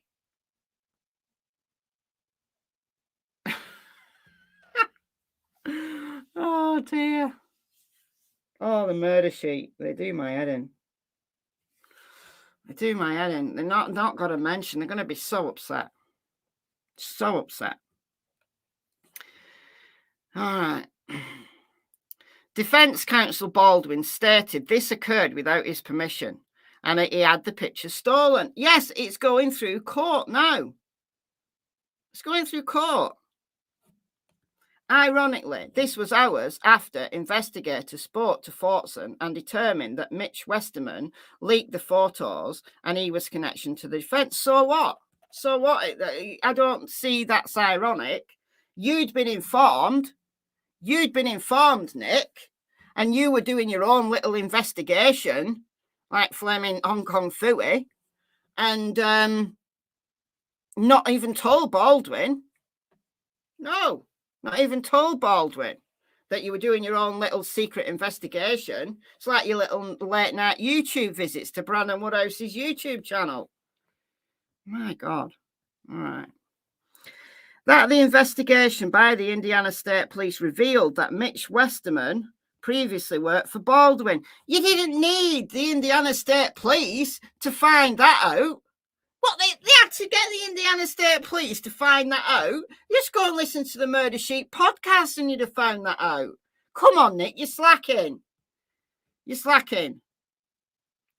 My God. And was a person Baldwin trusted, not anymore. An interview with Indiana State Police, defense counsel Baldwin admitted that he voluntarily gave Mitch Westerman a copy of the Franks memorandum to review. Okay, so that is Andrew Baldwin's own work product. That is a trusted person. That is a trusted person who used to work in his firm. So what? Because that is Andrew Baldwin and Brad Rosie's own work product. He also stated he gave the Franks memorandum to another civilian to review. They're all civilians? What, do you think you're in the flaming military now? Do you think you're Rambo or what? Oh my God. They're all civilians. Nick. So what if he gave it to someone else to review? So what? So what? It's his own work product.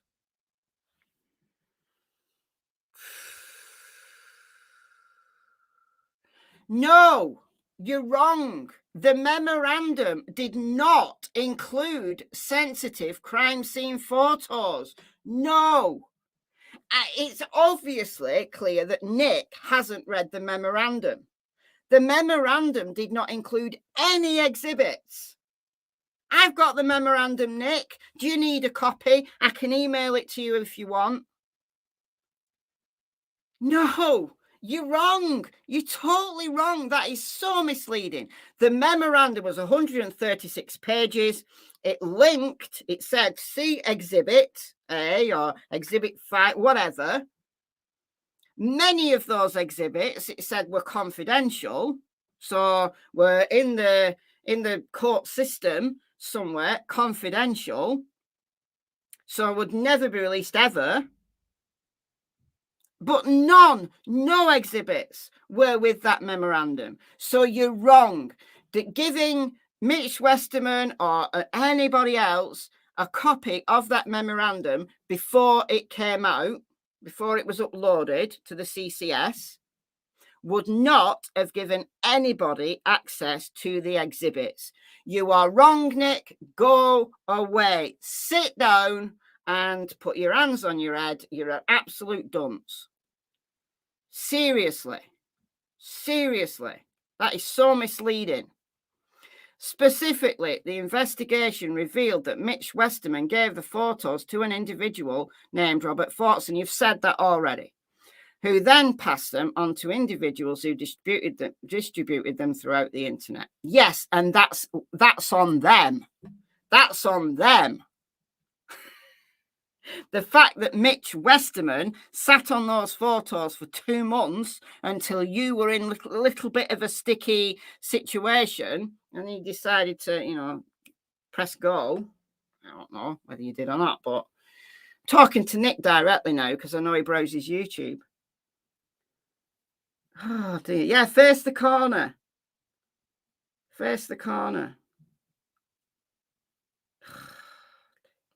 We need a Nick emoji. Yeah, we do. We do. We do need a Nick emoji. Slick. I'm gonna call it Slick. So you can just do colon, Slick, colon, and it comes up. Not on this channel. There's no custom emojis.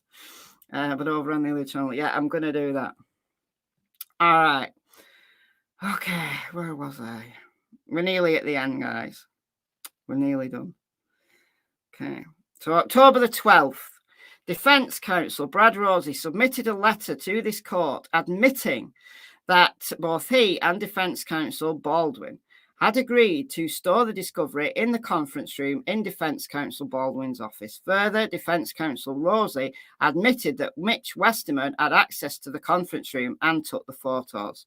Finally, Defence Counsel Rosey admits that it was negligent on the part of Defence Counsel to allow Mitch Westerman alone in the office when sensitive discovery materials were stored. Well, it wasn't a great look, let's put it this way.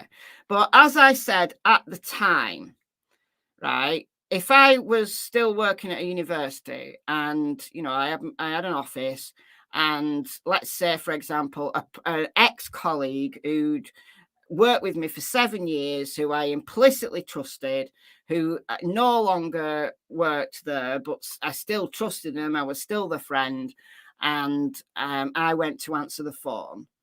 I would have had no problem with leaving them in my office, and they could have rifled through, filing drawers or whatever, through files and took stuff, and I would never have known because I would have just trusted them.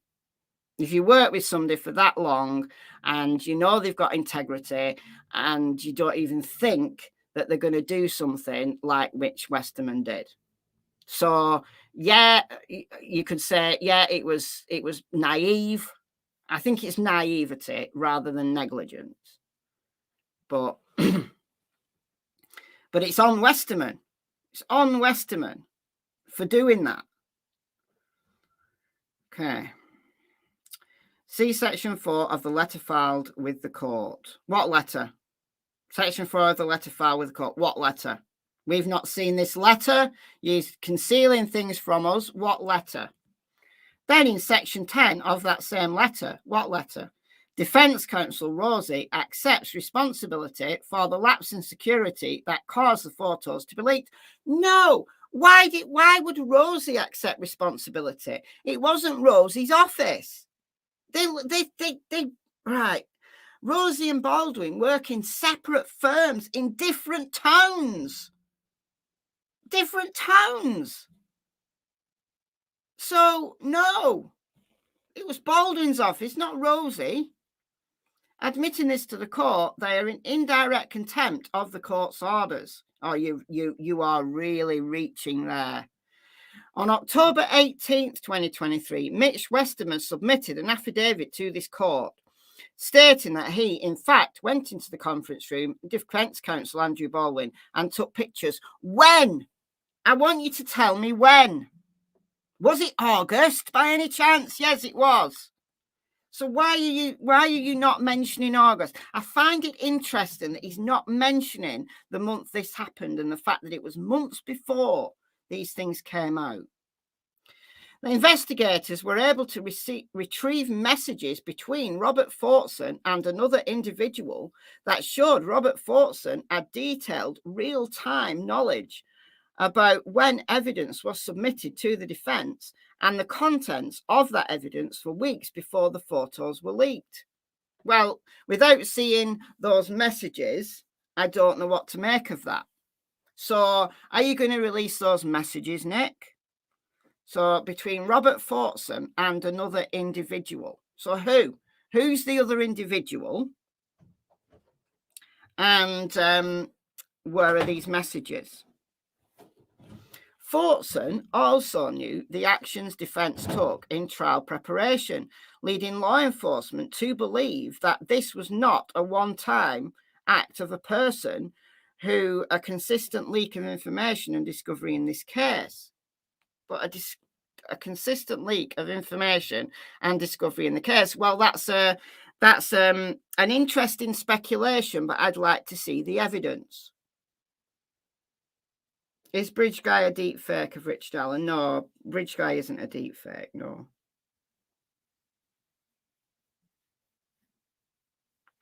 So I need to see the evidence before I can express any opinion. I need to see that evidence. I need to see, because I'm not going to believe anything he says until I actually see it with my own two eyes, because I know what a little liar, pants on fire, he can be. Because he's slick. He thinks he's being cool. The investigation showed that Westerman would get information about the case and then give it to Forston, who would distribute it to other individuals. Well, who?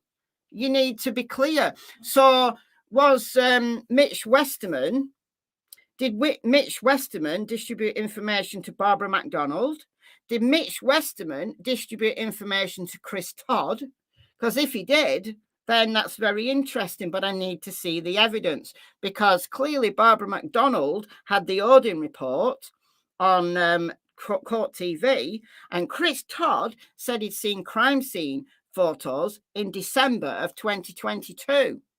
So are you going to investigate that? Are you going to investigate why podcasters such as the Murder Sheet were able to get the search warrant of Ron Logan and all that, I need to say Calvin Klein then, Kegan Klein stuff? Oh, that was just a glitch though.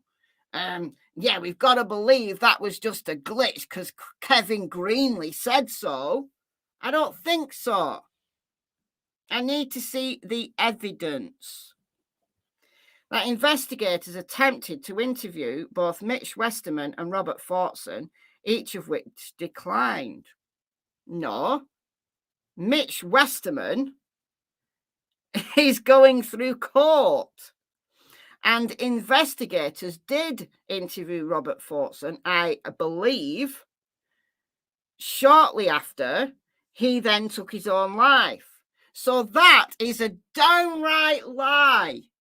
Investigators attempted to interview both Mitch Westerman and Robert Forston. They did interview Mitch Westerman because he was arrested and the flaming case is going through court. So they did interview him. He might have said, I don't want to talk to you and I'm going to plead the fifth. And he might not have said a word to them, but they did interview him and he's been arrested and his case is going through court. Keep up, Nick. God, I need. Oh dear. I can't with this guy. can't. I can't. Shortly after investigators attempted to interview Robert Forston, he took his own life. Well, that's no fault of flaming Andrew Baldwin and Brad Rosie. They didn't tell him to, I don't know, hang himself or whatever he did. I don't know what he did. They can't help that. And Robert Forston is his own man. I'm very sorry that he felt that he needed to do that. I don't know what trials and tribulations were going on in his life, and this was probably just the final straw. I've no idea. It's absolutely tragic that he did that because he had a teenage daughter. Absolutely tragic. However, it's not relevant to the contempt of court that you are now pinning on Rosie and Baldwin. An investigation into that death led law enforcement to find out that shortly before his death, he had expressed concerns about the open investigation concerning a discovery leak in this case and stated to someone that if he just came clean, all of this would go away. Well, we don't know because we can't question a dead man. Just like we can't try a dead man. Isn't it convenient that Robert Forston's dead? Isn't it convenient? Hearsay, thank you. Isn't it convenient that he just happened to say to someone, who? Where's your evidence, Nick? Who was the someone? And a dead man can't contradict what you're laying down here because I don't believe you, Nick. I don't believe a word you say. Unless I see the evidence in front of my eyes, I do not believe one word you say anymore. Not that I ever believed you, but I don't believe you at all now. So law enforcement found out that shortly before his death, he expressed concerns about the open investigation. To who? Who were these concerns to? And who's this someone that he stated that if he just came clean, it would all go away? What would go away? What would go away? What was he up to? Because whatever he was up to was absolutely nothing to do with Baldwin and Rosie. So I'm very sorry to Robert Forston's family, and it's tragic that anybody feels so very low and backed into a corner. So I believe Robert Forston believed he was backed into a corner in some way, shape or form, and his mental health was so fragile that he thought the only way out was a permanent one. So tragic, but it's nothing to do with Baldwin and Rosie. Nothing to do with the case, in fact. A search warrant on the iCloud of Mitch Westerman. Hold on. I thought you said that the investigators had attempted to interview Mitch Westerman and he declined. So how is the case going through court, and how has that iCloud been gotten? You got a search warrant. You got a search. What are you doing? Are you going out? Going to the CHORLEY, yeah. Oh, that's all wet. Please hold. Well, that's no use.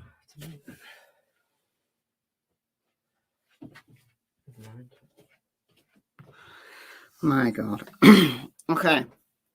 So you got a search warrant. So making the point that Mitch Westerman wouldn't speak to investigators was irrelevant because his case, it's been fully investigated. So saying that, making that point was irrelevant. All right. Search warrant on the iCloud of Mitch Westerman revealed screenshot photographs of conversations between Mitch Westerman and defense counsel Andrew Baldwin, wherein they candidly discuss the Richard Allen case and candidly talk about the court and the state.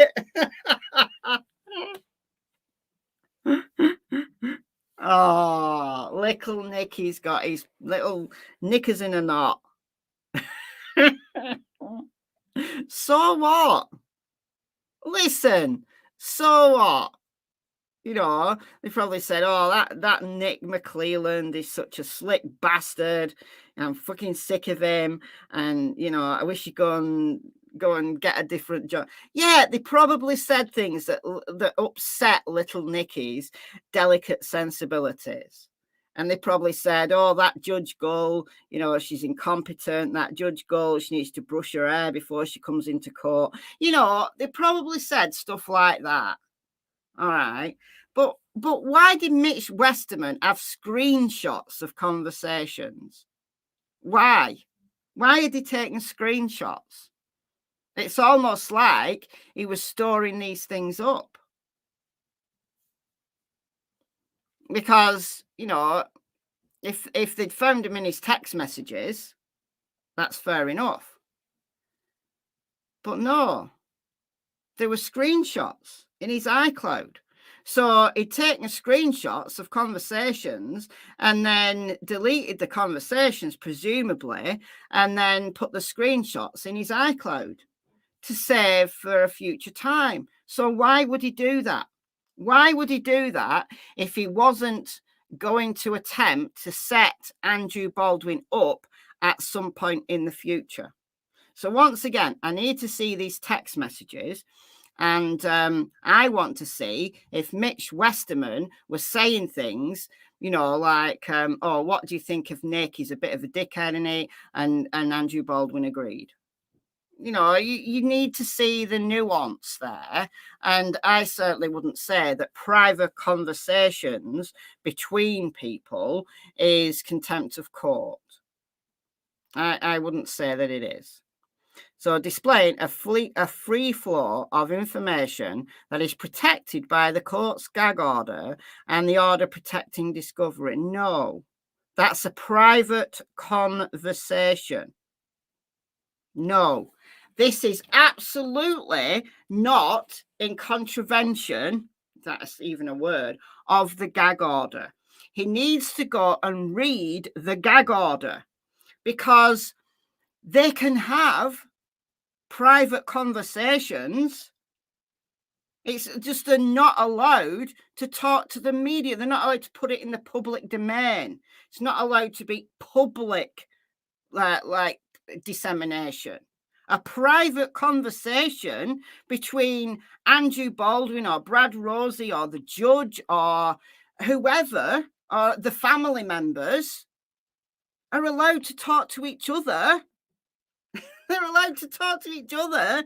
It's just not allowed in the public domain. So that is not, absolutely not, a protected conversation. Come on now. Oh my God, I've got a headache because of this guy. I can't deal with him. I can't deal with him.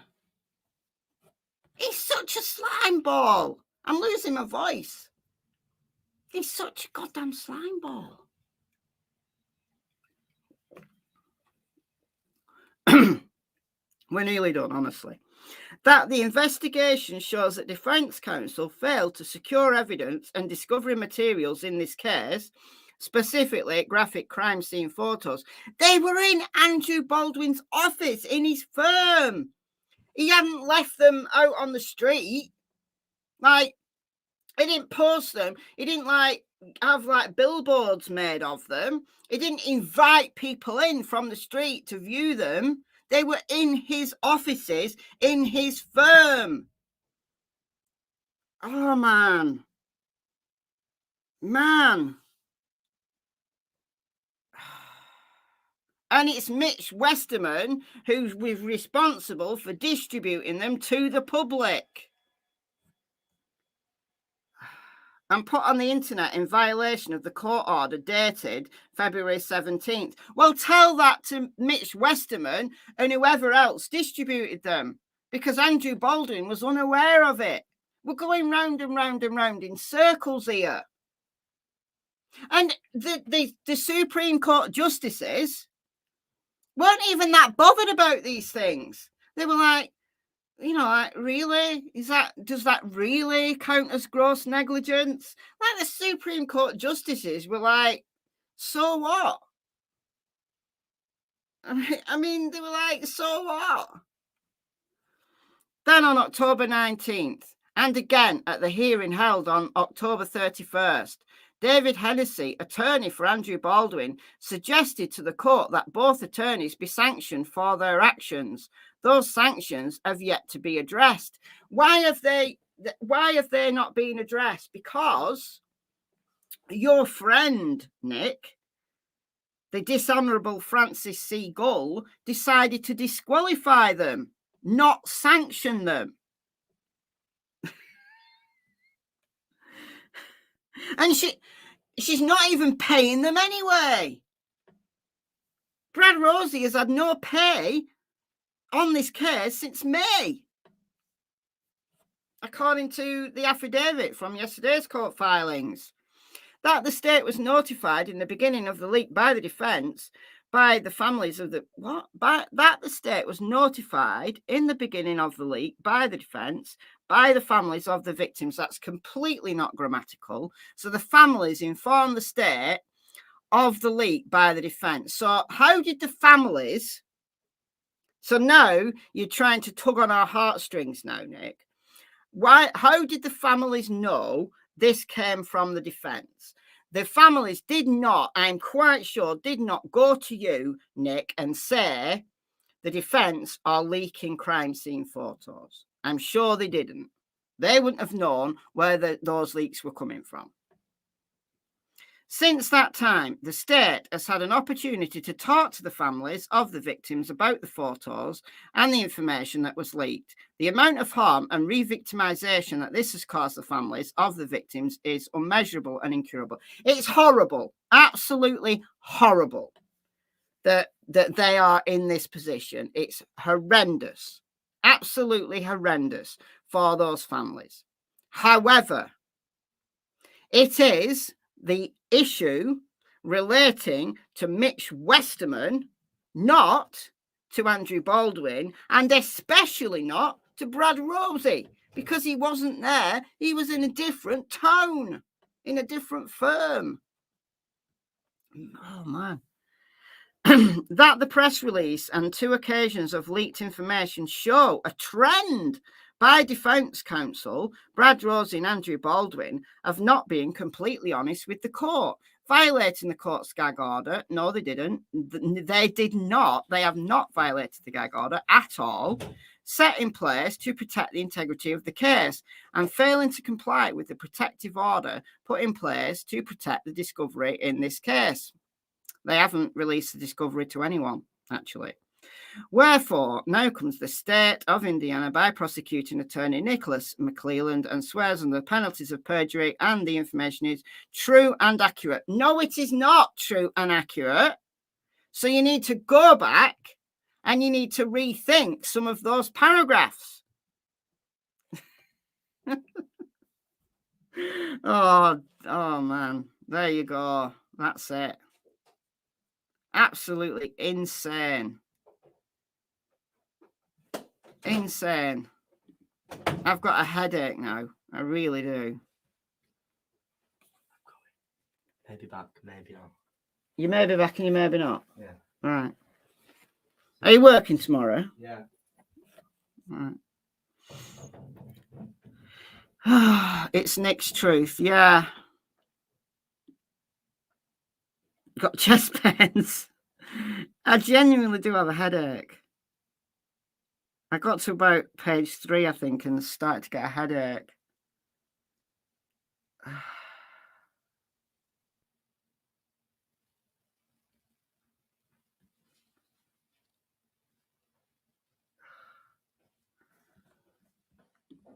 Dare I actually go and see if there's any more court filings? Dare I?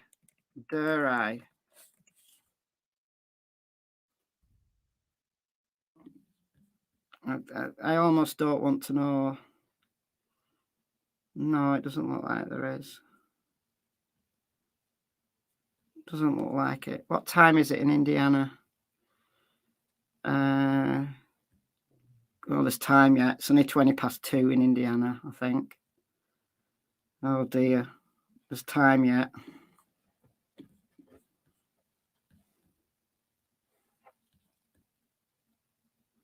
Need to do some grounding. We need to do something. I don't know. Go and lie down in a darkened room, maybe. I think maybe that's what we'll do.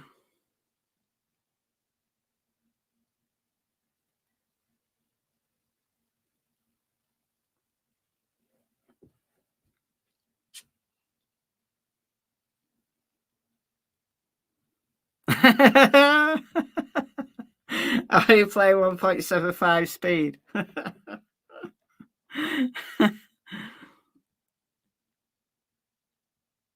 There you go.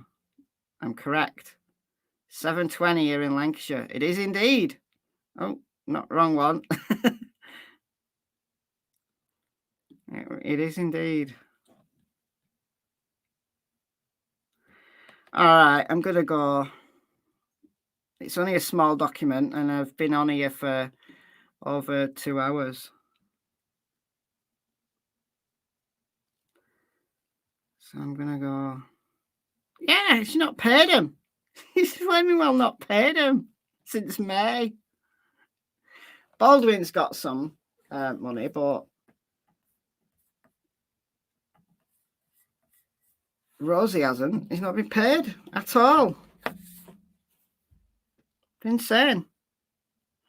All right, I'm going to go. Let's wait and see what comes out, whether something might come out later today, or, you know, is a day going to go by without any new court filings? I feel like it's Groundhog Day. It's exactly the same situation that we were in October and November, when there was almost like new court filings every single day.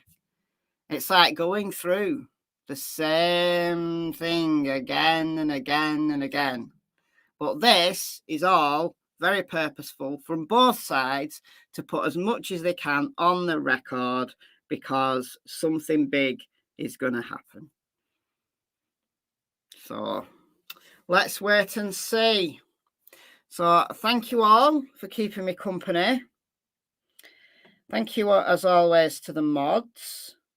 I've not been keeping a massively big eye on chat, so I've probably missed a lot. But I don't think I had any donations. If I did, I'm really sorry if I missed them, because I was in my own little world of antagonism towards Nick McClelland.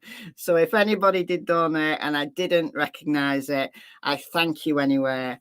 And all donations are welcome. But yeah, all right, guys, I'll be back tomorrow with a video over on MichelleAfterDark. Don't know what case I'm going to cover yet.